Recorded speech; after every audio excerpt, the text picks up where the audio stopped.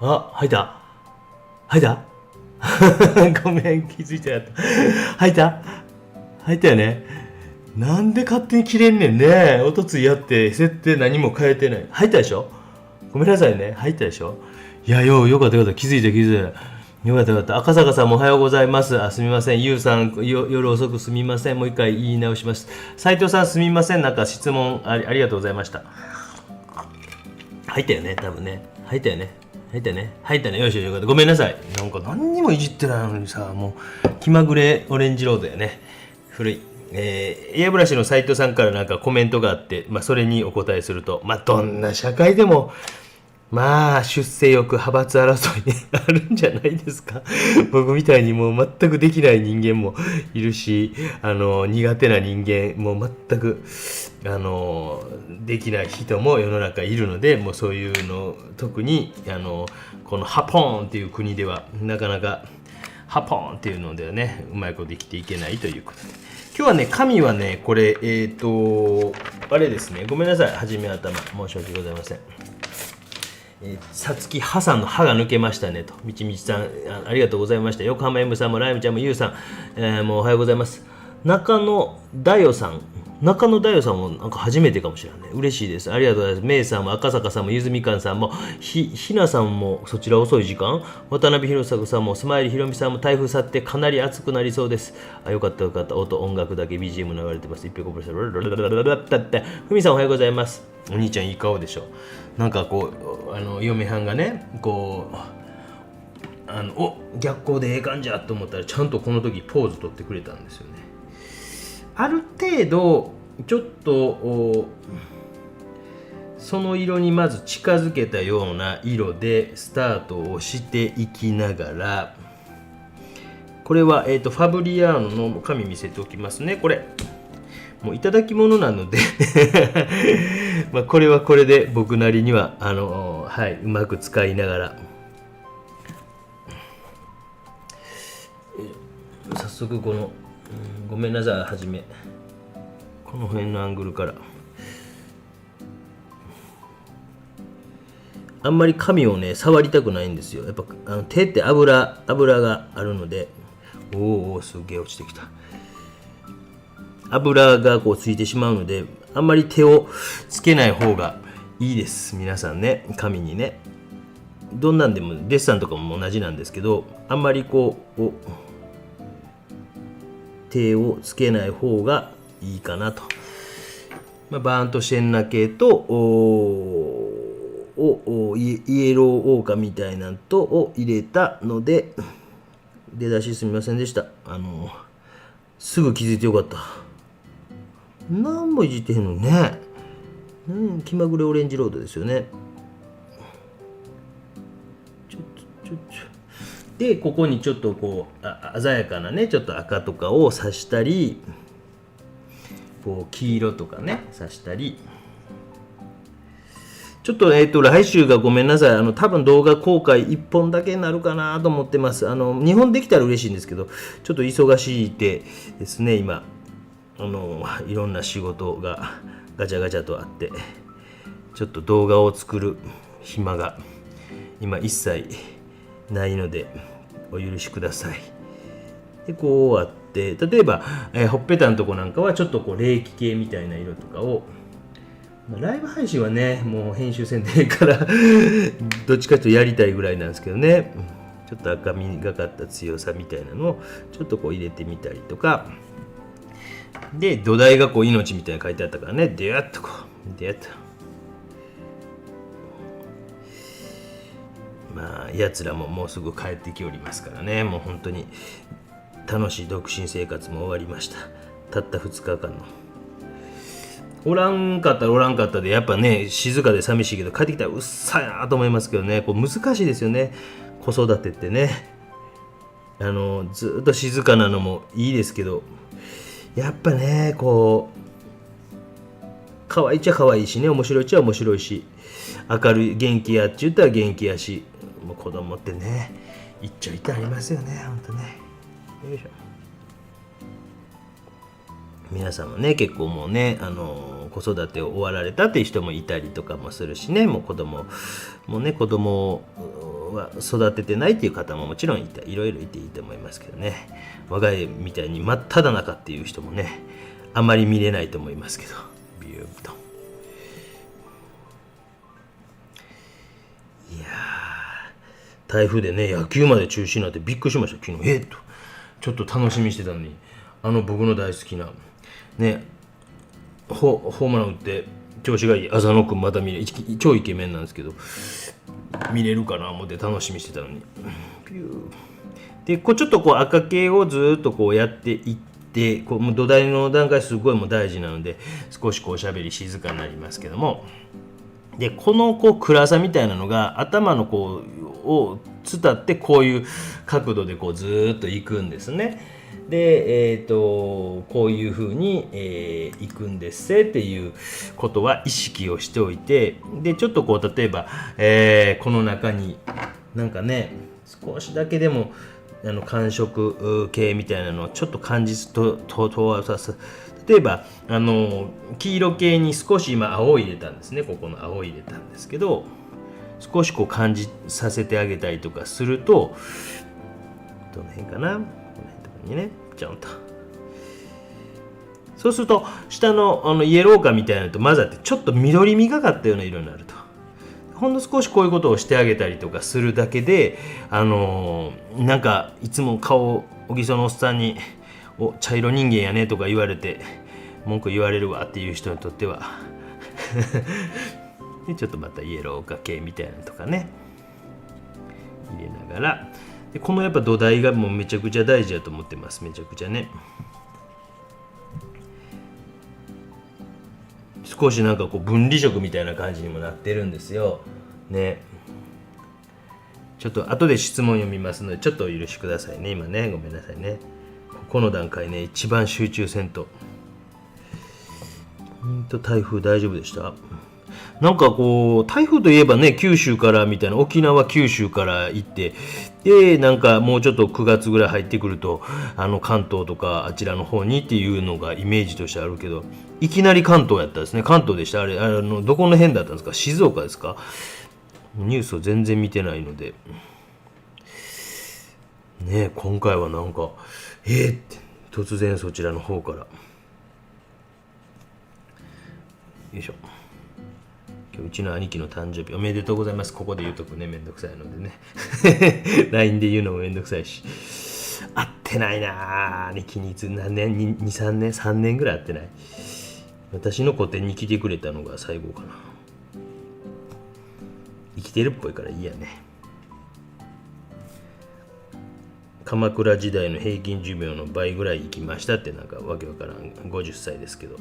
先ほど見ましたけど、で少し落ち着いてきているという感じですけど、落ち着いてきている中にまたちょっと強い色みたいな差し込むところはクッと差し込んでみたりとか、目ですね。目かけるかな、まだかけへんかな。よいしょ。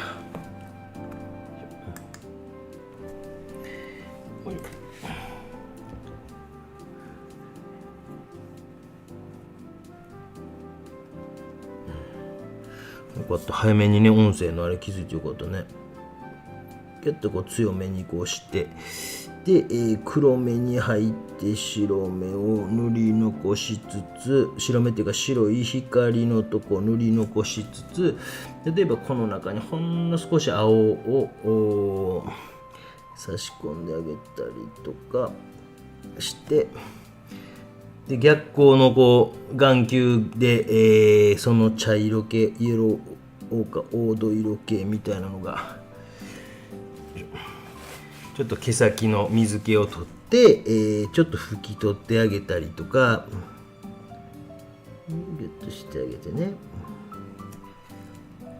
ぱりここが一番グッと強くなるところ。ちょっと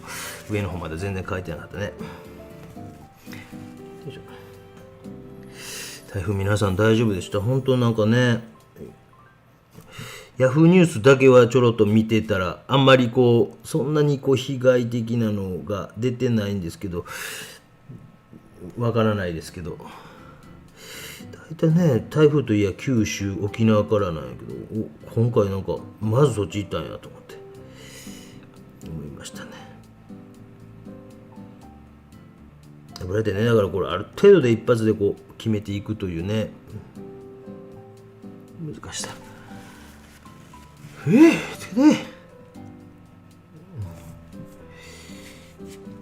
結構ボコーっとしてますね。ボコーっと。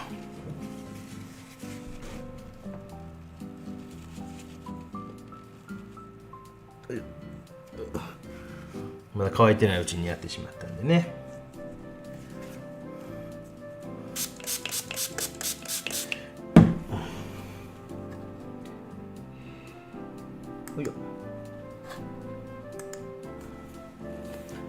朝8時、3時15分。うわ、ひなさん、えらい時間。うちのちびね、今度ね、5歳になるのかな。今度9月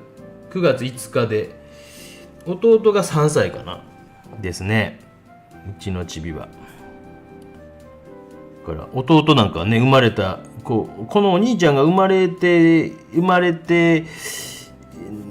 ちょっと経ってから1歳ぐらいの時になんかコロナ来たような記憶あるんよね。1歳ちょっと、1歳前か。なんか、オンラインかなんかの、なんかやって仕事してる時に、初めて立った言うて、僕オンラインでなんか見せた記憶かもね。立ったで、ちょっと今、ちょっとね。なんかこうほら、そのしっとりした時代やったやないですか。コロナの時ってもうしっとりしてて、もうね、もうしゃあないからもうみんな自宅でっていう時やったから、僕にとってはなんかこうチビが立つ瞬間見れたりして、あとはね、オンラインで皆さんとこうやってこう出会えて、私にとっては非常に良いこともたくさんあり、嫌なこともいっぱいありね。嫌なこともありますよね、世の中ね。この辺とかね、失敗したね、一発で書いときゃよかったね。ちょっとこうやっぱ紙のね、こうボコボコ感みたいなのがちょっと強いですね。こう水で拭き取ったので、こうビューとかちょっとこうボコボコ感が強いなと思いますけど、まあそんなにこうコスパ、タイムパフォーマンス、タイパっていうの、まあ美術はタイパは悪いわね。それを芸術美術は求めてたらタイパ、コスパ悪いわね。なんかそういうのを求めることがね、求めるのを好きな人おられるかもしれんけど、パンマ良くないですよね。はっきり言ってしまうとね、やっぱりこう残念なことに若干の修練鍛錬的な部分は必要なジャンルかなと思うんですけどね。まあ、全くなくこうビャンと行くとかね、人のものパクったりとか楽な方向で行くっていうのも、まあ今の時代一瞬は跳ねることはできてもなかなかね、よいしょ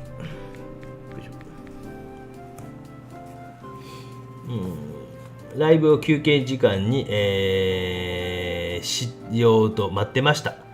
50号部屋では引きで見れないので、玄関のドア開けて半外で書いてます。暑くて死にそうです。いや僕もね、実はね、倉庫にね130号のスクエアがまだ1枚あって、あれどないしようかなと思って、家に持ってくるとしても、窓開けて、いやそれでなんかね、こう持ち上げるってなるとしんどいから、もう倉庫で書こうかなって思ってんねんけど、でもね、倉庫で書くとなったら何ヶ月かも限定で一気にある程度しばき上げやんといかんなっていうふうに思ってるんですけどね。よいしょ。こんな感じで、顔の方を描いていきました。こういうところもね、ちゃんとね。でもなんかおさえさんも個展があるんでしょ、今度ね。顔の輪郭のところ、この辺手が映らんね。まあ後で質問頑張って探し出して読みますので、質問あったらしてくださいね。久保さんもおはようございます。埼玉里さんもおはようございます。僕は一時埼玉県民やったからな。茨城県民でやったこともあるし、埼玉県民でやったこともあるし。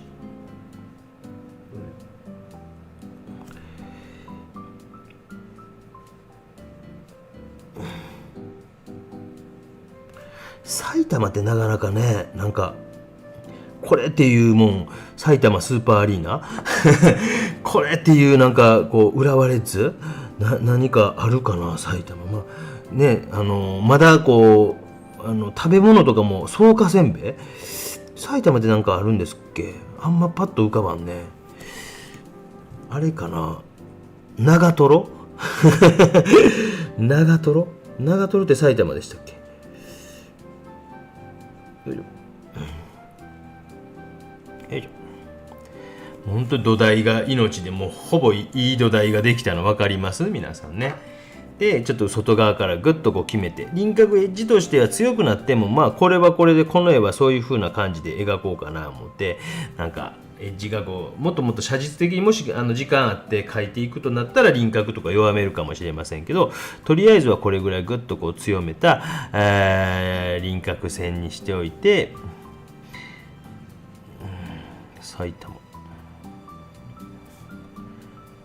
こうずっと地方に住んでると多摩格差問題とか全然知らなかったですもんそういうのもあるんやねと思ってね。なんかね、やばい、マスキングテープがちゃんと貼れてなかった、どこ住んでもね楽しいっちゃ楽しいですけどね。最近も飲み屋もなんかあんま行かなくなったからな。新鮮なものが美味しいとこがいいですね。よいしょ。個展は無料のカフェギャラリーなどで楽しみますと。いいですね。埼玉県はうどんですよ。僕は昨日はうどん屋ウエストに行きましたよ瀬中さんの個展に行ってきました。手厳しく言ってきました生鬼好評って言われたからね、そんなんね、もうじゃあ厳しく言うたろう思って厳しく言ってきました。個展だったですよ。18日まで佐賀の方、福岡の方とかももしねあれやったら、あそこなんかお金どんなもんか知らんけど非常にこう良い個展だったと思いますよ。ただって言うてねただっつって一番大きい作品が僕からするともっとええやつあるんちゃいますのっていう、こう大きな作品も出してたんですけど、その手厳しく言うてやりました。今も個展会場で見ているか、個展会場接客、今日なんかは土曜日が多いかもしれないですけどね。ただこれでっかいのもったいないですかって言ってはい、忖度なく言うてきました。忖度のできない男だから、友達がどんどん減る男。ピュッピュッピュッ。こういう形状の立体物やっていうふうに捉えてあげるわけですね。で、暗い中の立体物、肌の色の中の立体物、ね、首輪円筒状とかね。で、こう服とかの方まで、少しザザッとこう影を描いておいて。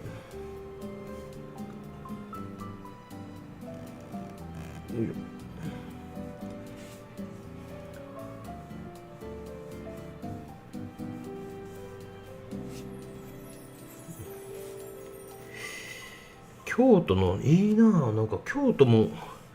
なんか個展やりたいな。そう、カフェギャラリーか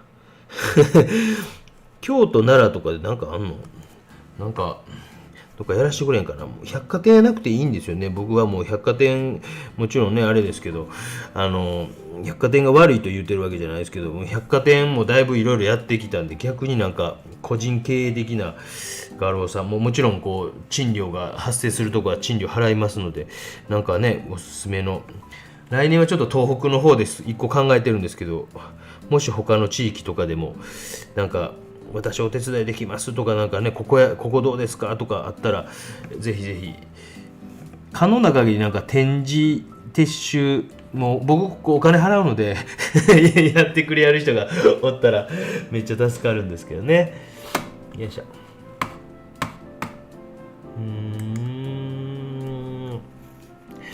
あ、ヒゲソンの忘れてた。メイフェルメイさん、おはようございます。埼玉、何これ、五花宝とか、なんていうの、五花宝、なんかハスだとかハス池みたいな、ハスだ、なんか一回なんかハスを見に昔行った記憶あるな。めっちゃクワガタ、カブトムシいてびっくりした記憶はあります。公園に、なんじゃこりゃって言って、これどこや、これうちやな、うちのあれやな。スキンテープパチッとくっついてへんね。弟もこんなね、ちょっとええ顔して言うてしてくれたのに、大体アホな顔しておりますからね。こんなええ顔してくれたら助かるんですけどね。よいしょ。ピュッピュッピュッ。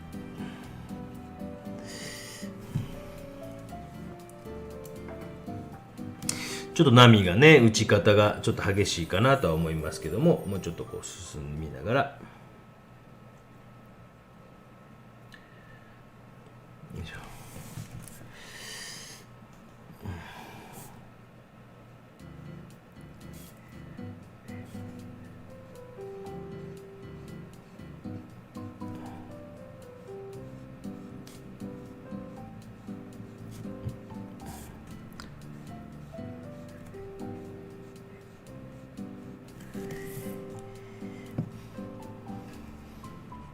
ちなみに私がこう髪の毛切ってますよ、チビのね。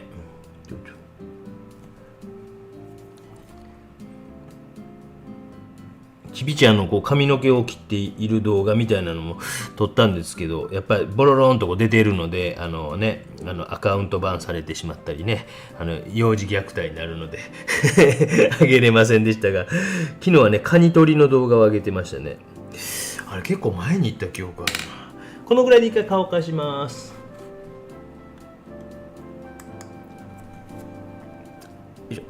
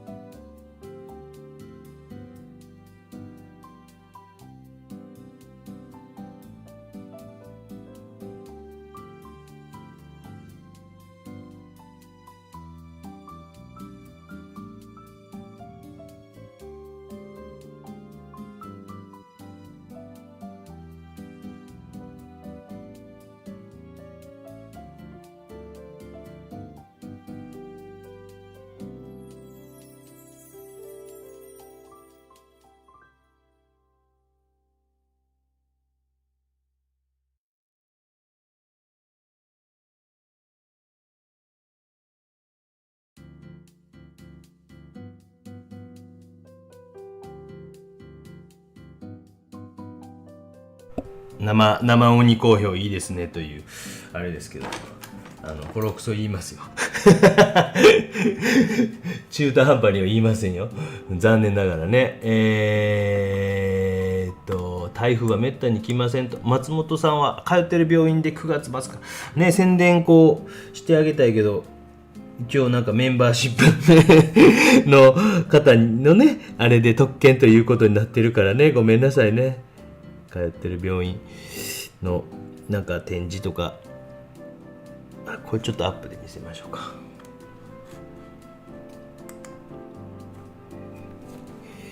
ごめんなさいね、もうメンバーの方の特権ということで。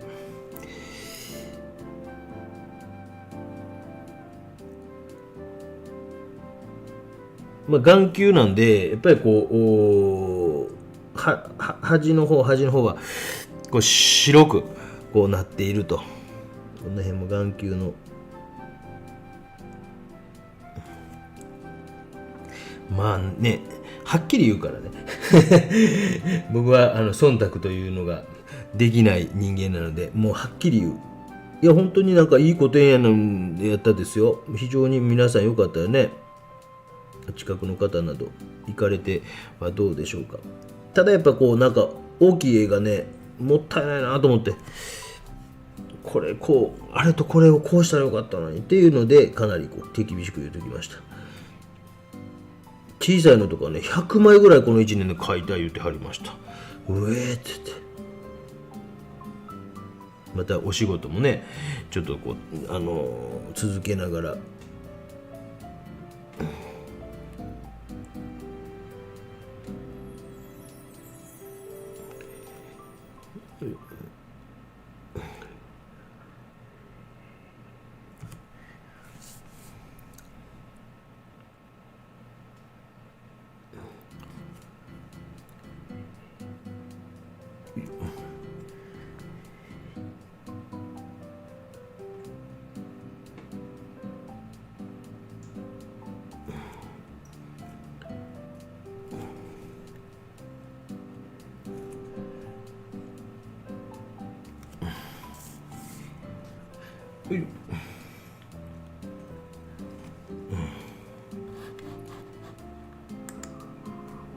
イケメンのモデルさんですね。クールですね。浦和は結構文化頑張ってますが、県北はなんてことないですと。髪の毛すごいですね。いつも綺麗にカットされてます。彩の国埼玉をキャッチコピーにしているくらいですから、美術系のイベントとかいっぱいやってほしいですと。やってないわけやなやってほしいですということやから、やってないということやね。やってほしいですということですけども、やっていないということなんかな。よいしょ。もういきなりちょっとね、メインとなるようなところみたいなのを少し口とかね、今日うるさいの帰ってくんなあ。またちょっと虫の世話しとかんとあかんな。よいよ。昨日の朝はしたんやけど、今朝はしてないな。ちょっとずつこう食欲が、夏が終わるにつれてやっぱり昆虫たちも食欲がなくなっていくんですが、水カマキリのあれやな、水カマキリだけは絶対こう生存させとかんと。恐ろしいお兄ちゃん帰ってくるなあのお兄ちゃんを考えると恐怖しかないな。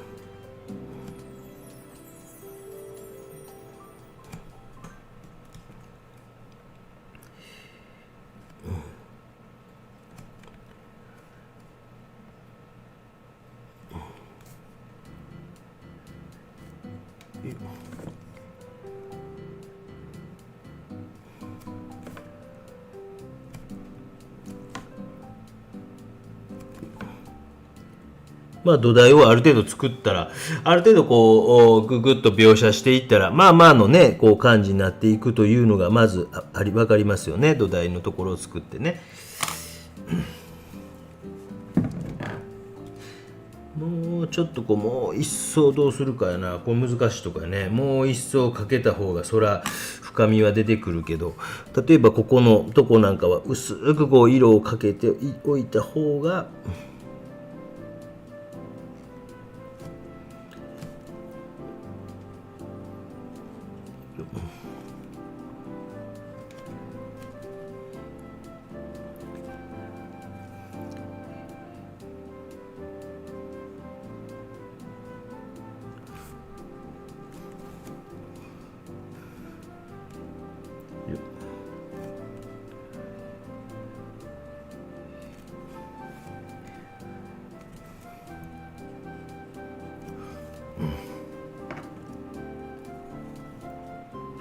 2層目もやはりね相当慎重に、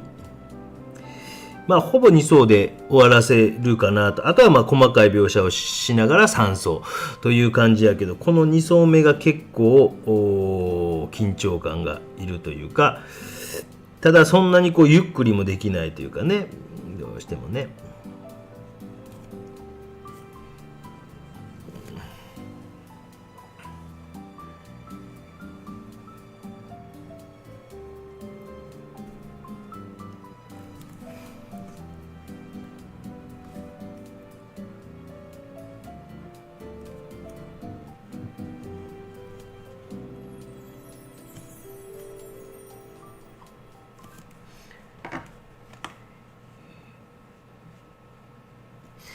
こっちの方は絵の具を水を塗ってあるからね、こっちの方はもう常にこう意識をしながら、ここの色がどれぐらいがいいかなということを探りながら、少し青みがかっている上に、赤みがかった色を塗っていくとね、違和感なくこうピタッとはまってくると。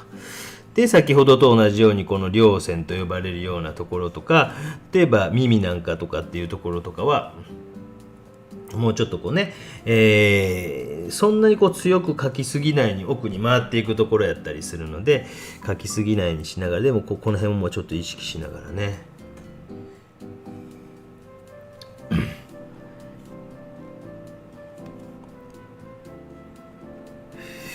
ちょっとこう赤みがかっているところとかを少しこう置きながら、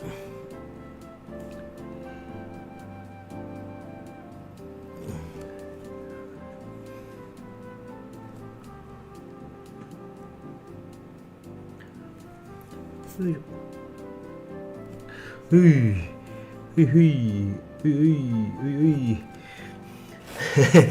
いやばい、血がペッとこうね、ティッシュでこう水気を拭き取ってせき止める。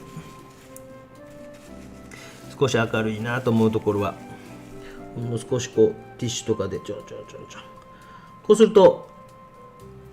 生の白よりはちょっとこう明るいぐらいの感じとかも出てくるっていうかね。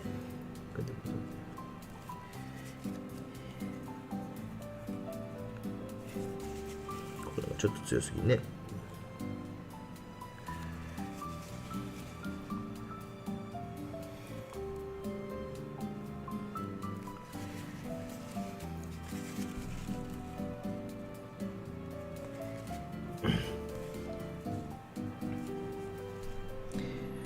今度これぐらいこうなんか立体が強くなってくると、またディティールを強く描いていくことできますので、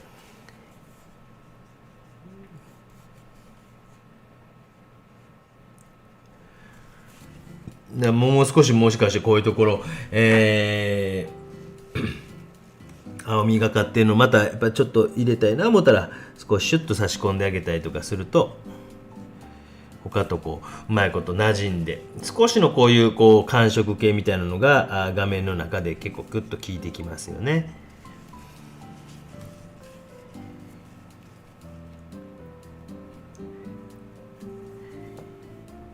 このね、鼻のとこの逆光のところには光のこう入り込んだ感じみたいなとかね、なんか薄くね。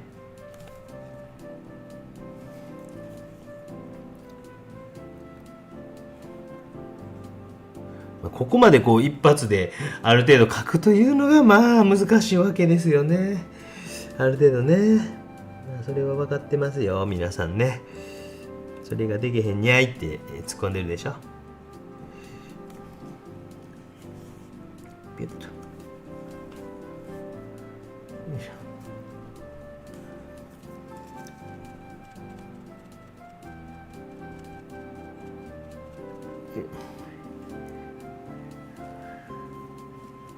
うわ、ここなんかムラっぽくなってしまったな。なんかね、なんかこの辺の触るのが難しいですよね。ちょっとドライヤーで乾かします。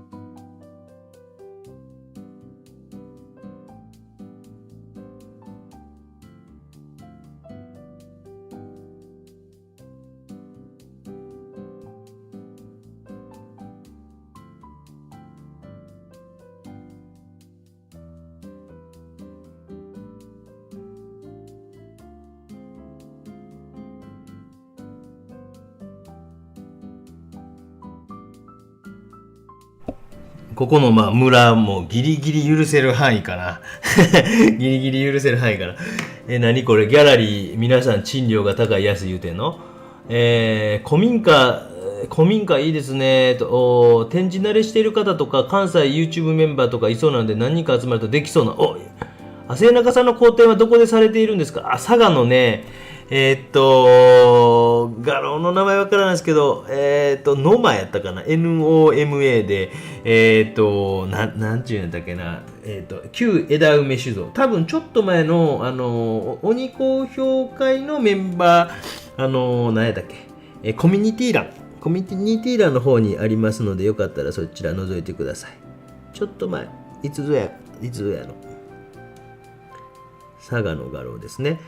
で、何これ？どういうこと？京都古民家をギャラリーにしたところとか、小さいギャラリーで有名ではないですが、もう何でもいい。バス停やホテルが近くに、京都の人も観光客もたくさん来るところ。なんかそういうところへね、おさえさんそこやろうか。お金もちろん払うから、僕ちょっと、いくら30万ぐらい、20万ぐらい。京都やったらね、車で行けるから、車にボコーンとぶち込んで、車で行こうかな。駐車場高いか。ね、京都やったらね、帰り車でぶち込んで帰れるからね。だから帰り誰かこう展示だけやっといて、任せる。文句絶対言わんから僕。そういうので。文句言わんから作品だけドーンとこう前日に届くようにして、額縁とかない状態で送るから、こうやっといてって僕なんか指南書かなんか書くから。水壁かなんかも買ってそこにぶち込んどくからで最終日から3日間だけ行くとかね。いいね、そんなやりたいな。そんな展覧会やりたいな。手伝ってくれんやったらめちゃくちゃ嬉しい。ここにちょっとよだれついとんな。そんなんええな。なんかキャラバンしたいんですよ。キャラバン来年がこうそんなにこんな予定が意外ともう再来年また大きい個展あるから、それに向けてこう準備をするんですけど、まあその準備も含めてなんか展覧会とか少しこうね、いいね、そんなんやね。激落ちくんハサミないか、ちょっとごめんなさい。そんなんでね、作品を30枚か40枚段ボールにぶち込んでバーッと送ってねもうこうやっといてとかって言ってやれたりしたらええよね。でもうこうやってこれでベベベッと激落ちくんとかで、ちょっとこうグラデーションがあんま綺麗にいってないとことかは少しね、あんまりやりすぎると紙がボコボコになるから皆さん注意してください。ただなんかエッジが少し強く出過ぎているなとかっていうところはもう取れへんわ。もう取れへんゲット、そんなんやりたいね。油絵を1枚ぐらい入れてね。取れへん。ファブリアーノあまり取れず今ファブリアーノが思うてるより取れへん。全然取れへん。そういう感じみたいですね。絵の具がしっかり乗ってるところに関してはある程度今取れるかなってちょっと見えたけど、なんかそうでないところはあんまり取れんかったですね今見たら。そうなんやとなったらそうなったでね、もうそれはしゃあないから、まあ、そういうのは活かしながら描いていくのが一番かなと思うんですけど、そう古民家とかをあれにしたね。そんなんね。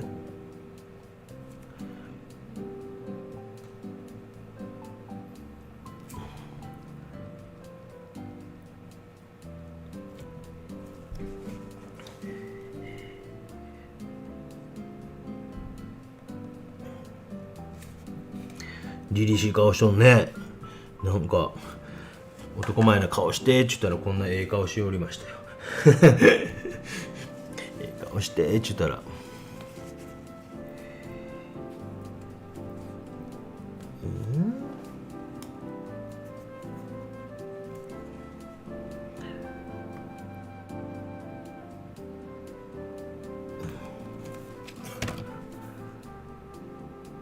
京都はなんか一回やったことあるんですけどね、あれ高島屋さんやったかな。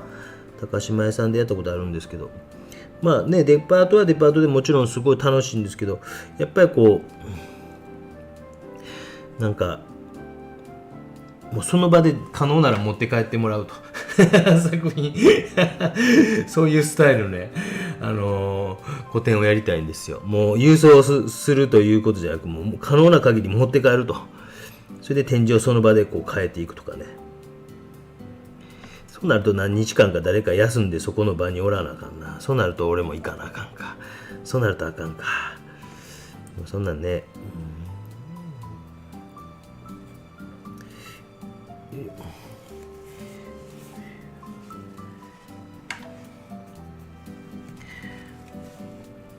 男前でしょ。弟と喧嘩している時の顔みたいな感じでね、ギュッとこう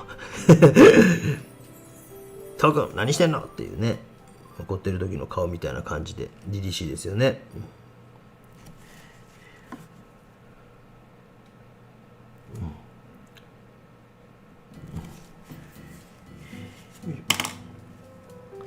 このちょっとにじみがね、ほんの少し気になるけど、これ取ったらね、これ取ったでまた失敗することあんねんね。これ難しいよね、こういう時ね。皆さんもね、こういうとこ怖いでしょ。僕も怖いですよ。全く皆さんと同じですからね。あんま取れへ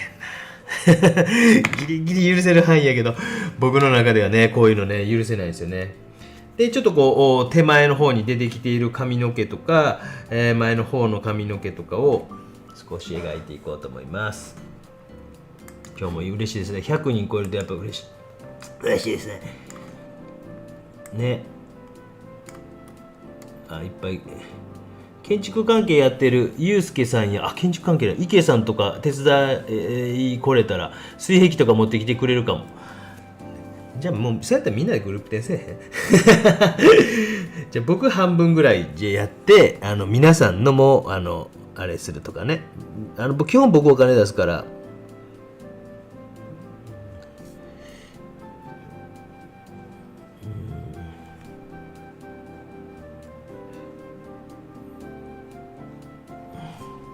建築関係なんや。よ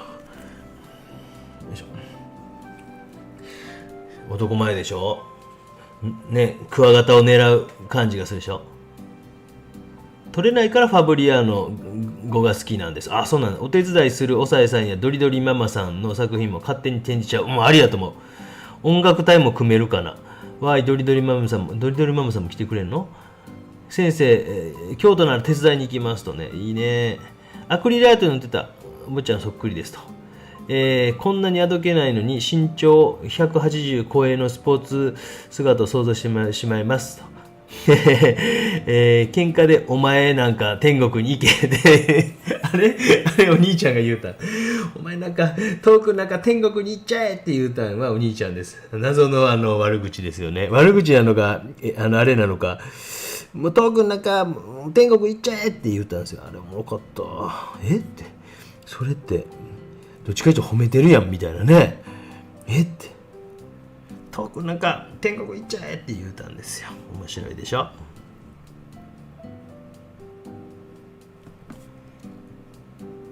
かね、ピッピッピッピッ、ここの稜線のところからこう反射光っていう風に回っていくと。こういうのがやっぱりこうある程度こう立体としてわかるかな。立体、まず球体として考えて、髪の毛の方は黒いちょっとこうざらついたっていうかね、球体。肌の方は肌の色のこう球体だから、ここはこんなに真っ白じゃないんですけど、今回のはこういう感じでもいいかなと思いながら天国に行っちゃえ、遠くなんか天国行っちゃえってあれは面白かったね。で例えばこうボーダーなんかも、絵の中でね、ボーダーの服ちょっと強いからやっぱりこう、それをそのまま描いてしまうとこう強すぎたりするかな思ったら、ちょっとこう水を多めにしたりとか、例えばこういうところで一色で描くんじゃなくて、今こう分離色を利用しながら茶色と青を混ぜてこう分離色になるような状態にしておいて、例えば描いてあげたりとかするとね、よいしょ。トークの中天国行っちゃえって名言喧嘩しててトークの中天国行っちゃえって面白いですね。地獄へ行けやったら分かるんやけどね、よ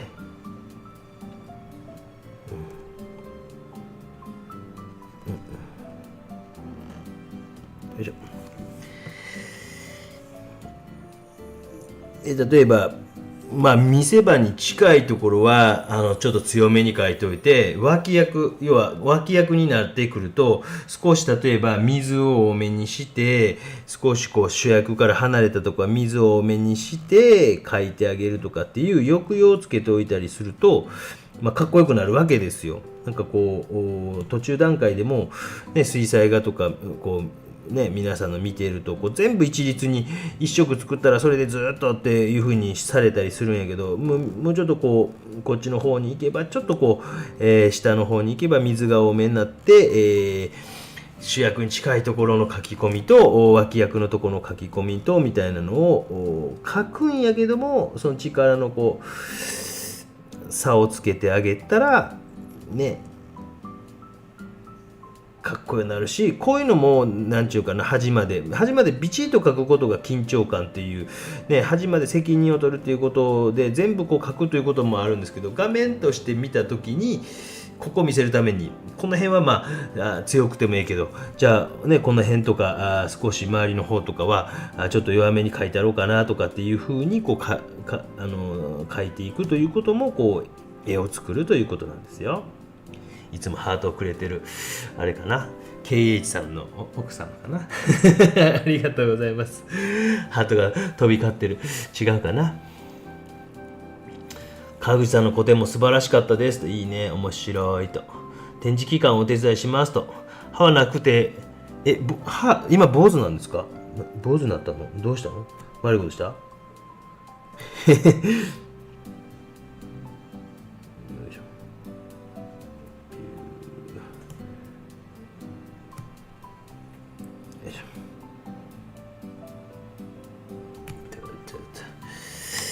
という感じでぐっと強めてるのとそうやないところみたいなのを、つけてあげるっていうね。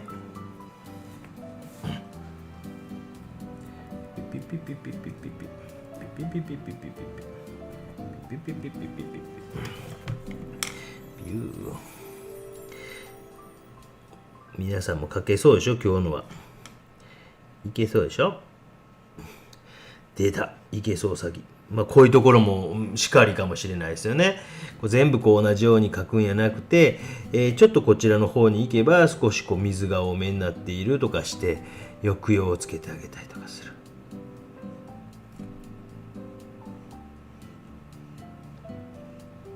見せ場に近いところはちょっと鮮やかな赤をギュンとさせたりとかね。そういうのかっこいいじゃないですか。わかりますかね。かっこいいじゃないですか。1時間経ったかな。1時間ぐらい経ったかなね。50分ぐらいかなこれね。コーヒーおいしい。もうすぐあれやな、チビも帰ってくるから最後の独身生活を楽しまんといかんな。ちょっと帰ってきたらどっか連れてったらもう嫁はん休ませてあげやんと。またあれかな、無料プールがあるんですけど、そこかな。よいしょ。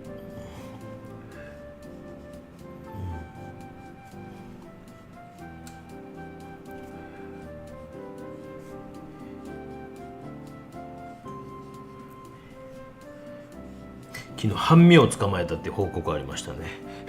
半身ってめっちゃ速いイメージあるけど、ちょっとここ強すぎるとね難しいとこありますよね。奥の方に回ってきますからね。でまたこう回っていくけど、またここからまた奥に回っていくぐらいのイメージでね、奥に回っていくぐらいのイメージでもう一段階回り込みみたいな意識をちょっと持ってあげて。頭蓋骨の模型があれば分かりやすいけどな、この辺と、まあ、触ってみたら分かるんですね。この辺にちょっとこう平らなのがあって、まあ、この辺の正面のとこがあって、まあ、正面のとこがあって、この辺にこうなんかこうあって、でまたこのなんかこう硬いとこからベッといくベッといくとか、本当に擬音でね、申し訳ないです。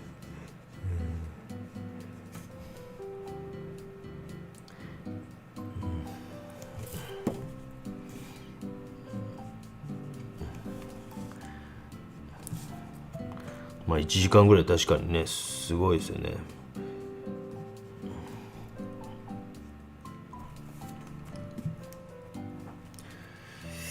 そうか、1時間ぐらいでこんな普通の人は書けへんか普通の人は書けへんか。じゃあ、もしなんか質問あったらしてくださいね。だいぶ落ち着いてきたので。光の当たり方、今回の隙間産業、今回のは特にないですよ。どっちかというとごちゃごちゃ系の絵がやっぱり隙間産業を多くやっていく感じかなと思いますので、今回別に、ただやっぱりこっち側からこう攻めるとき、結構何分前か知らんけど、結構慎重にあの時やってました。ああいうところがまあ隙間というか背景、まあ、要はネガティブペインティングっていうの、僕そういうの横文字がほら小池百合子さんと全く同じで、僕も一応首席卒業なんですけど、得意やからね、あんまり使わないんですけど、小池百合子さんよく使いはりますけど、ネガティブペイントって書いてあるんですか。まあポジネガって言って昔のこうフィルムとか写真のあれでネガとかポジとかってあったんですよね、昔の。で白黒の昔のこと知ってる人やったらねすぐ分かると思うんですけど、ネガフィルムっていうのはなんかこう白黒が反転したような状態で、要はこの主じゃない周りのところを描いていく。なんかネガティブペイントとかね、皆さんね好きよね横文字なんでこんなね、いいや隙間産業で今回は特にそれはないかなと、あんまないかなと思いますけど、ちょっと最後っていうかハッチングとかしていってみます。まあ、好きよね、なんかな、横文字大好き。なんやねんって思ったね。キャリアセンターってなんやねんって思った。キャリア就職かみたいなね。なんだアドミッションセンターで一番なんか入試かって昔のね YouTube 僕の見返すとそんなことばっかり言ってますよ。何やねんそれって言って。でもなんかハッチングとかね、僕こうやっぱりやっていくと結構こうグッと強くなってったりとかするから、私なんかはここでなんかこう本当にこう微妙な調子とか最後書いていくときに白使ってます。結構最近特に。末中さんおはよう。昨日ありがとうございました。ブロックス言いましてすみません、末中さんいやもったいないなと思って、あそこにドーンと僕なんかドーンとあったりするとねとか、それでなんかそれ DM に使ってなんかこう新聞とかの取材とかもね受けてやったから、そういうところであの辺を言えばもっともっと見事と思う人が、古典ってなんかその辺がなんか僕は結構こう大事なんかなと思ったりするんですよね。僕もあんまコンセプトなくてサブタイトルを視聴者の人に考えてもらったことあるんですが、ありがとうございました、その説はでもなんかこの古典とかってなってくると、一つのこの古典ってどういうテーマでやっていくみたいな時になんか結構メインのビジュアルになってくるようなものとかって、それを DM に使ったりすることもあると思うんですけど、結構大事かなと思うんですよね。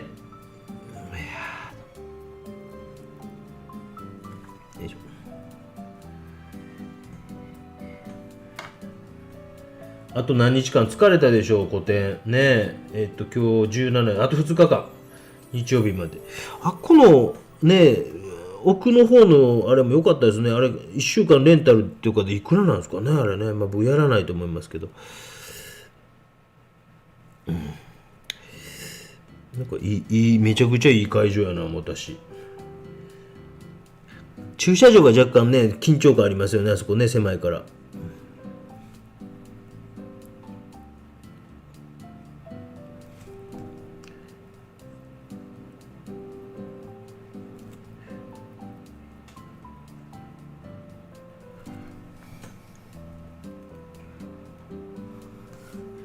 こういうとこちょっと拭き取りたかったけどね、取れへんね。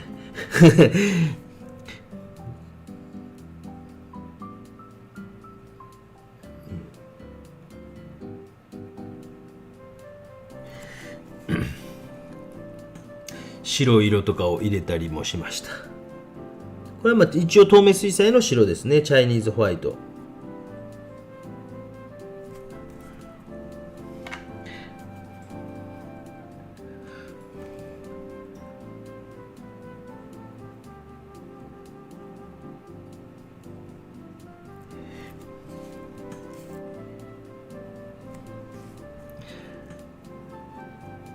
なんか今日ね、油絵も結構競ってましたね。なんかね、油絵見たかったいう人も多いかもしれませんけどね、ごめんなさいね。やっ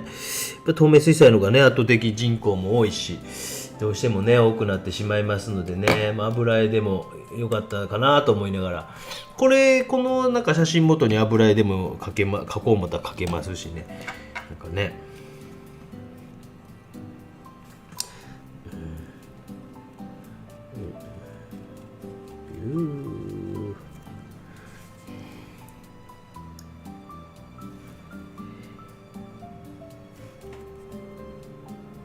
結構売れてましたよ、末中さんの。さすが。思ってるよりまたちっちゃいのもあるし、思ってるよりなんか書き込みとかすごいなと思いました。と思って。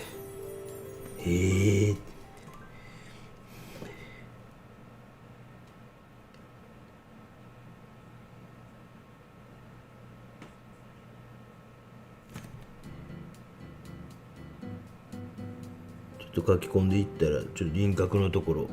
少しなんかね、ちょっとこう弱くしたくなってきましたね。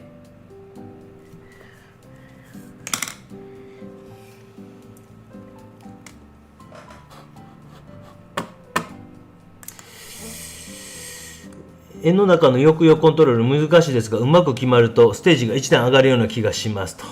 基本は瞑想していますが、光の型がかっこいいと頭蓋骨の模型欲しい。パーツのサイズ感覚で、年齢が変わるんです。そう。どっちかというとちびっこってこうなって頭ダウンですけどね、どんどん変わっていっていきますよね。それで骨自体は変わらんけど、年取っていくとね、こうなんかあれでしょ、皆さんここにぐちゅぐちゅっとなってぐちゅぐちゅっとなってぐちゅぐちゅっとするんでしょ。おじさんもね言えたわけじゃないですけど、ぐちゅぐちゅっとなってぐちゅぐちゅっとなるんでしょ。そんなかかんでっていう風になるんでしょ。女性の方は特にね、男性なんかそう僕ちょっと昨日ぼーっと思ってたんやけど、なんか男性でどうですか、誰かこうライブ配信のモデルになってくれる、まあ可能ならば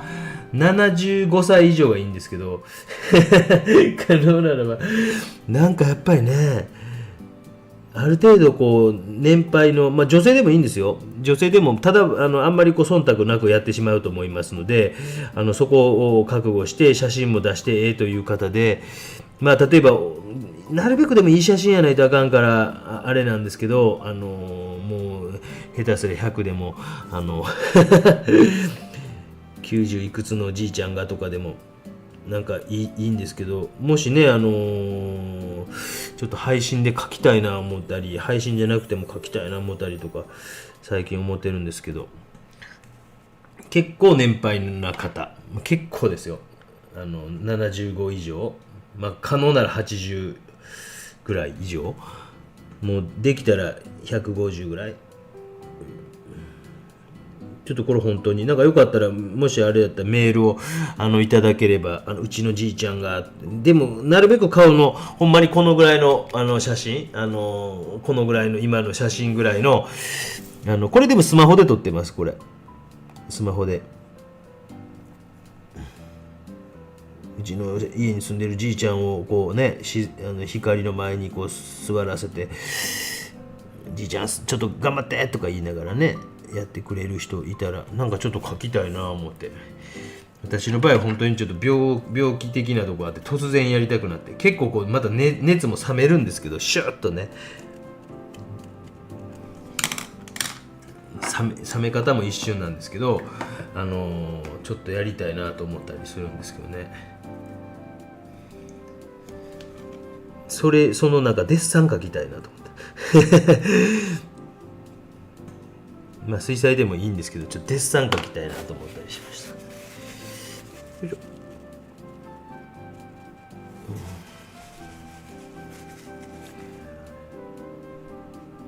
うちのじいちゃんの思い出にとかね、うちのじいちゃんいつもなんか小木曽のぶつぐさ言うてんの見てるからよかったら書いたってくださいとか、そういう人いたらぜひぜひメール、いただけたらペインター小木曽@gmail.com へどっかにちょっと入れといていい？なんかね、ごめんなさいね、ちょっと時間かかりますけど。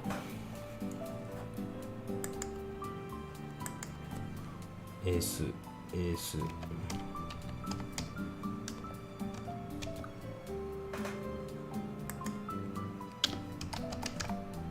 ほら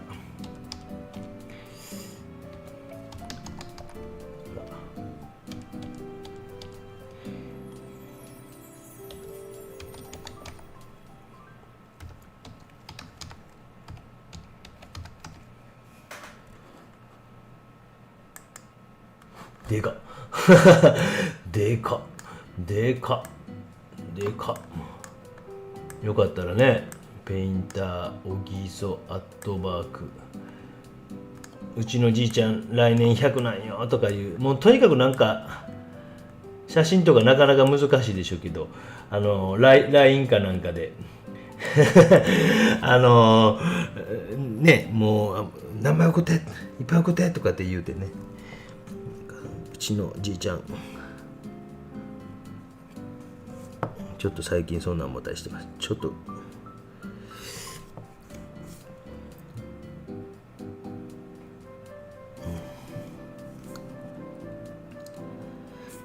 まあ、ネタがないっちゅうわけじゃないですけどね、なんか書きたいという欲のが強くなるんですね、僕ね。そういうとこがあって、ちょっとこう不透明の白とかも入れながら、お兄ちゃんの若干のこう産毛感みたいなのも出しながら、書いていってます。もしなんか質問あったらしてくださいね、なんかね。何か工夫はあるんでしょうか。工夫というかパーツのサイズ感覚で変わるんですね。子供を荒らすのに何か工夫って何かあるかな。顎ちっちゃいですよね、大体ね。やっぱこう咀嚼みたいなのがあんましてへんからまだ顎ちっちゃいなっていうのと、ここの感覚が、大人よりもグッとなって頭が出て、もうそれぐらいで工夫ってあるんかな。なんかあるんかな。ほんま工夫とかはちょっとわからない。ごめんなさい、ドリドリママさん。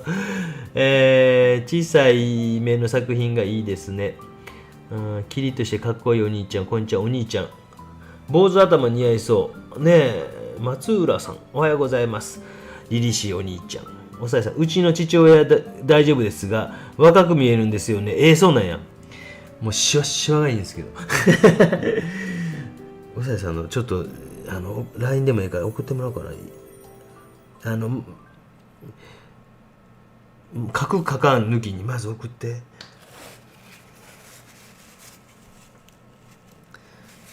なんかこうデッサン書こうかなとちょっと思ってたんですけど、なんか人書きたいんやけど、なんかええのないかな思ってたら、なんかね、自分書くのほんま嫌やから、で男の人でなんかシワとか書きまくってみたいな OK な人でおらんかな思ってたんですけどね。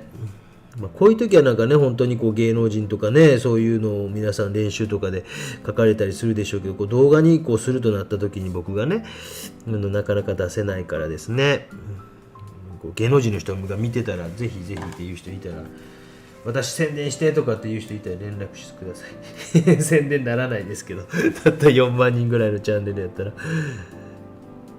芸能人なんか見てないでしょうけどね。テレビ局の人は若干見てんの僕知ってるんです。何人か言われたことあるんですよ。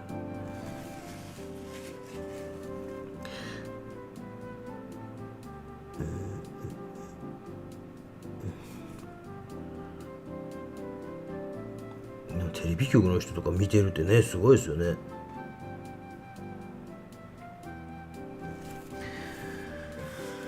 いしょ。ちょっと髪の毛の方を描いたり、ちょっと耳描いたりとかして、終わっていこうかなと思います。いやー、ほんと、絵描くの僕はあかんね。もう病気やね、楽しいね。お腹すいたな。何食べようかな。モスでも行こうかな。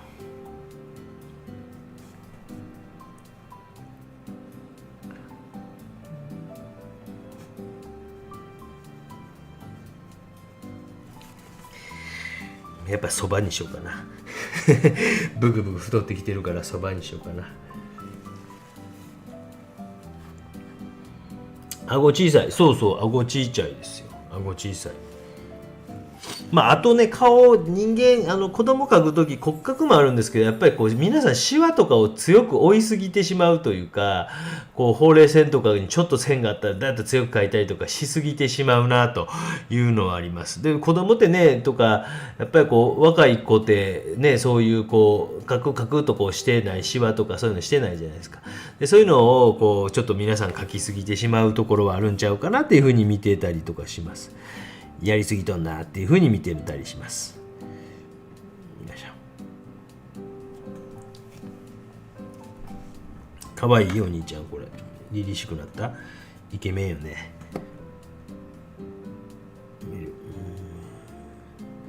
一番塗り残ったとこがまあ、あれで、髪の毛もまあ例えばもうこの途中の段階、このぐらいの段階である程度こう立体とかがちゃんと見えているような状態を保っておくということが大事ですよね。やっぱ皆さんこう、描きすぎて真っ黒ってなる前にまずこの立体というこう捉えていく。斜め上からの光ぐらいで、朝日やからまあ真横に近いんですけどっていうね感じでね。初めての方もぜひぜひなんか質問でもおはようございますでもチーズでもトゥースでもパースでもなんかいいね、よかったらコメントください。意外と初めての方とかも嬉しいものですよ。別にメンバー入ってなくてもね。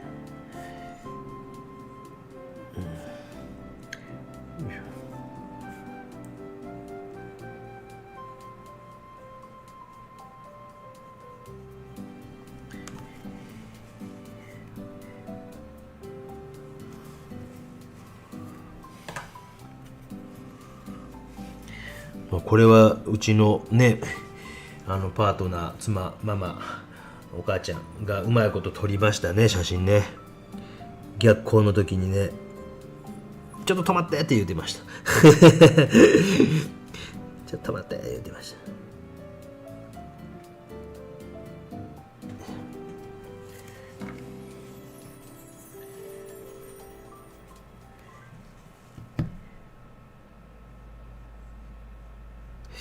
と、再度告知で申し訳ございません。勝手に公募展、が今週じゃないわ、来週の土曜日かな、31日、再来週再来週か。今日何日だったっけ。来週は僕なんか東京行っとんな。再来週ぐらいか。になってますので、31日ですね。で、時間が、18時から23時59分までの間に、メールをいただければと思います。もしわからんことあったら、その質問を告知の動画の質問のところにしていただけると、他にこう困ってる人とかも見れますので、そこにしてください。もしかしたらドラマの依頼で先生の YouTube のおかげかも。うわ今でもなんで私に声かかったか不思議。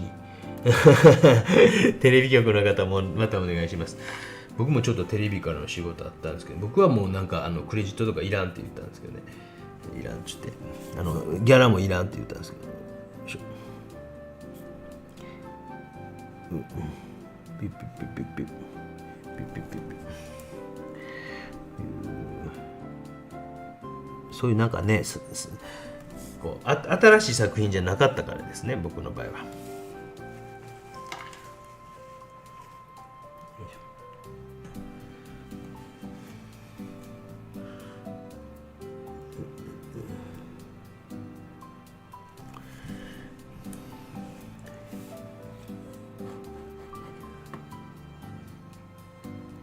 うちの嫁はんが撮った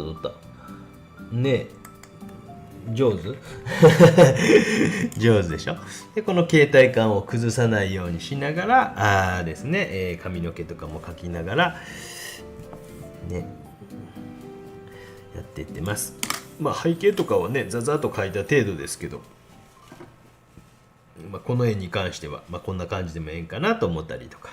してますけどね。もうちょっとやろうか。やらんほうがええかやらんほうがええかということで、ありがとうございました。質問も特にないみたいでございますので、油絵もね本当に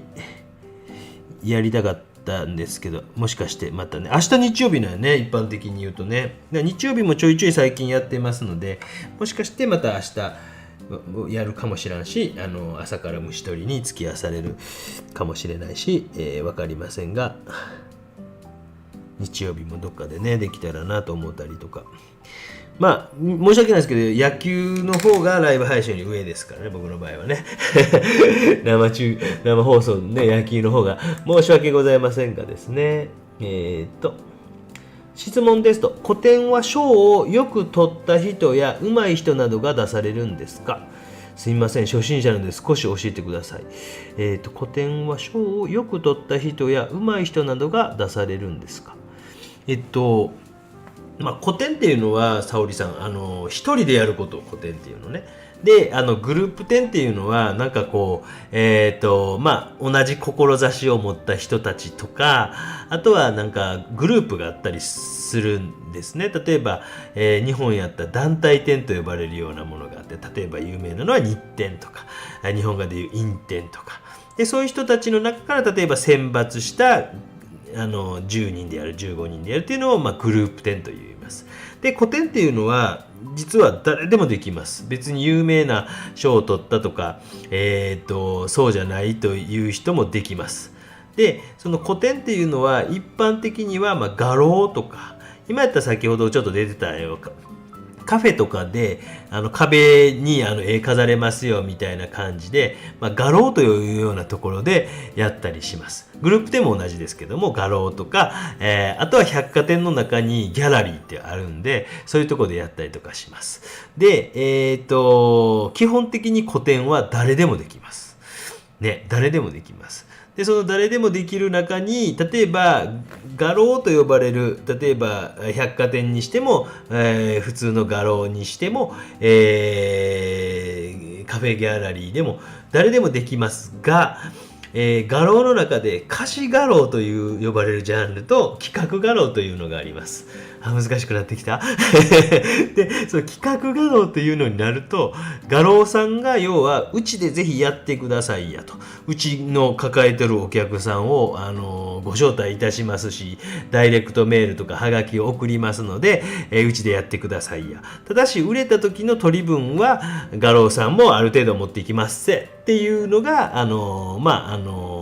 海外だとそれがもう主です、ほぼ。で日本には独特の制度で貸し画廊、要はうちの場所貸しますから、例えば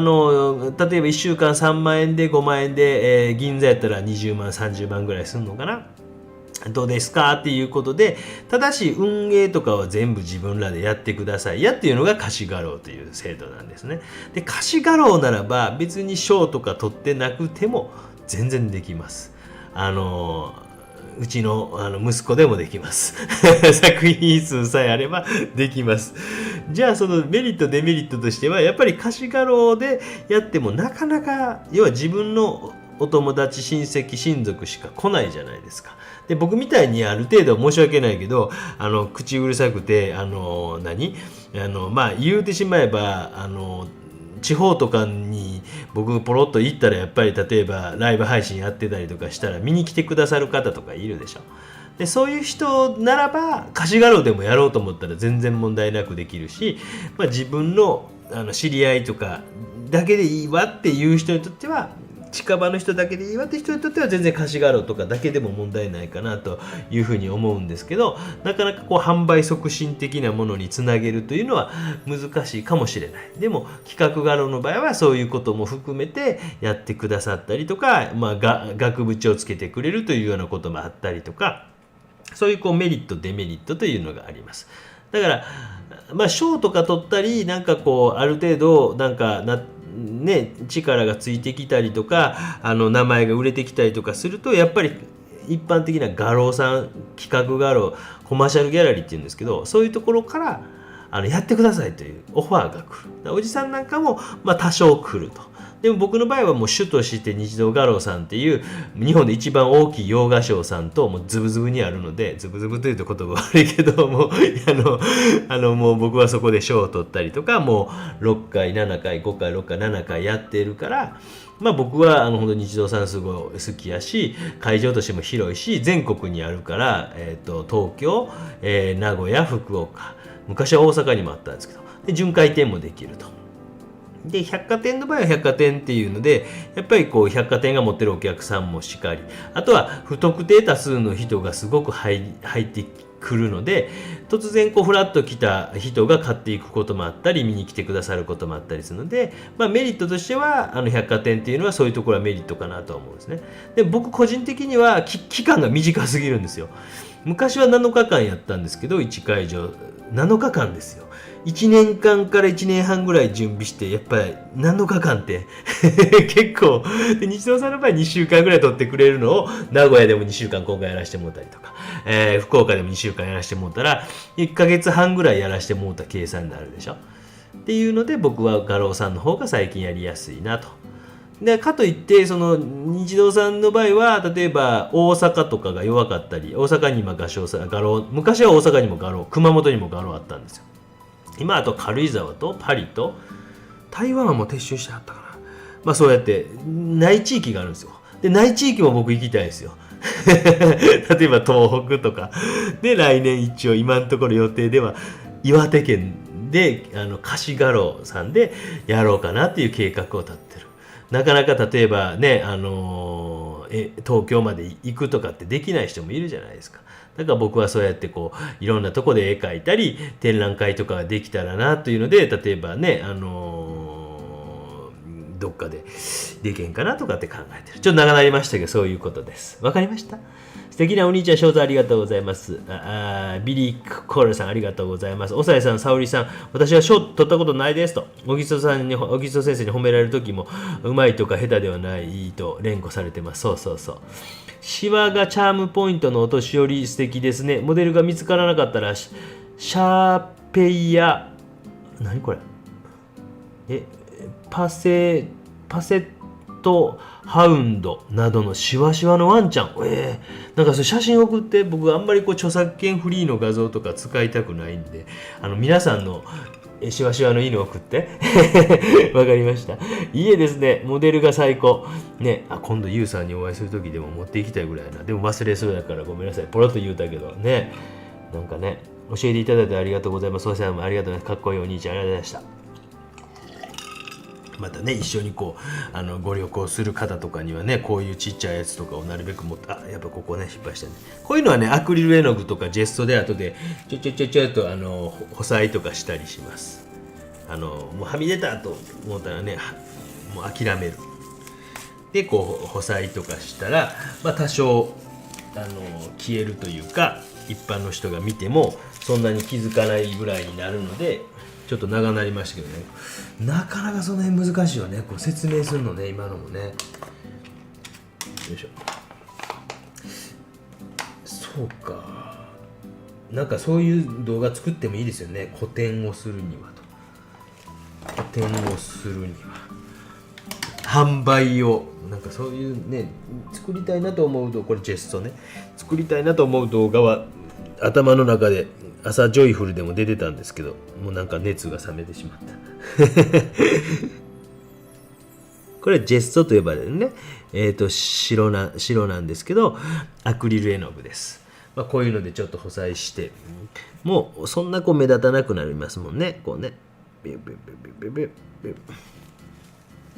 かくやったらこれサインをこれを入れといて、お兄ちゃんクワガタを狩るっていうね。全然見えへんね。ということでございました。もういい質問やと思います。そういうこんなん聞いて恥ずかしいわっていう質問もなんかね、確かにね、難しいけど、